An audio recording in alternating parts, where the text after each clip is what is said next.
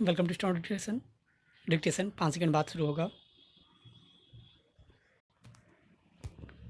Ready start. संसार का प्रत्येक प्राणी ईश्वरीय अंश है और हर एक अंश ईश्वर रूपी पूर्णता में विलीन होना चाहता है। इसे पूर्ण विश्राम या मोक्ष भी कहते हैं। हालांकि यह भी अटल सत्य है कि विलय केवल एक जैसी पदार्थों या प्रवृत्तियों का ही हो सकता है। इसका तात्पर्य है कि ईश्वरीय गुणों एवं मानसिक स्थिति से ही जीव ईश्वर में विलय की कल्पना कर सकता है। इसीलिए पहले इन गुणों को जानना आवश्यक है।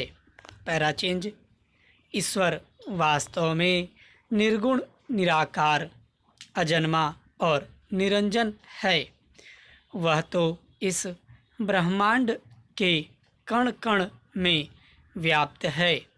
ईश्वरीय कणों से जुड़े ये गुण जीव की आत्मा में भी होते हैं, परंतु आत्मा जीव के कर्म बंधन से जुड़कर जीवात्मा कहलाती है और वह जीव के कर्म बंधन से मुक्त हुए बिना अपने वास्तविक स्वरूप जीवात्मा से आत्मा नहीं बन पाती।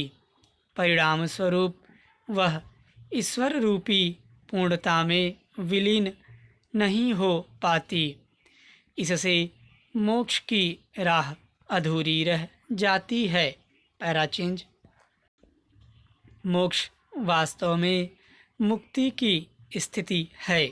इसकी राह में मनः स्थिति अवरोध उत्पन्न करती है। मन को सम स्थिति में लाए बिना मुक्ति का मार्ग नहीं खुलता। इसलिए मोक्ष के लिए सर्वप्रथम मनुष्य को मन पर विजय प्राप्त करनी चाहिए। मन को इंद्रियों के द्वारा सांसारिक अनुभव होते हैं, जिनके वशीभूत होकर वह भिन्न भिन्न प्रकार के कर्म करता है।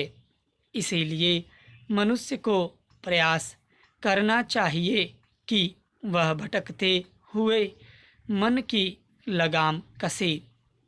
इसके लिए योग उत्तम साधन माना गया है। भगवान ने गीता में योग के कई प्रकार भी बताए हैं, जैसे कर्म योग, भक्ति योग और ज्ञान योग। एक साधारण मनुष्य के लिए इन सभी में भक्ति योग सबसे उत्तम है। भक्ति योग में उसके आराध्य देव हर स्थिति में उसकी सहायता करते हैं। इसलिए मनुष्य को यदि ईश्वर से एकाकार होना है तो उसे ईश्वर की निर्लिप्त भाव से भक्ति करनी चाहिए, जिससे वह ईश्वरीय गुण धारण कर उस परम शक्ति में विलीन होकर अपने लिए मोक्ष सुनिश्चित कर सके। स्टॉप।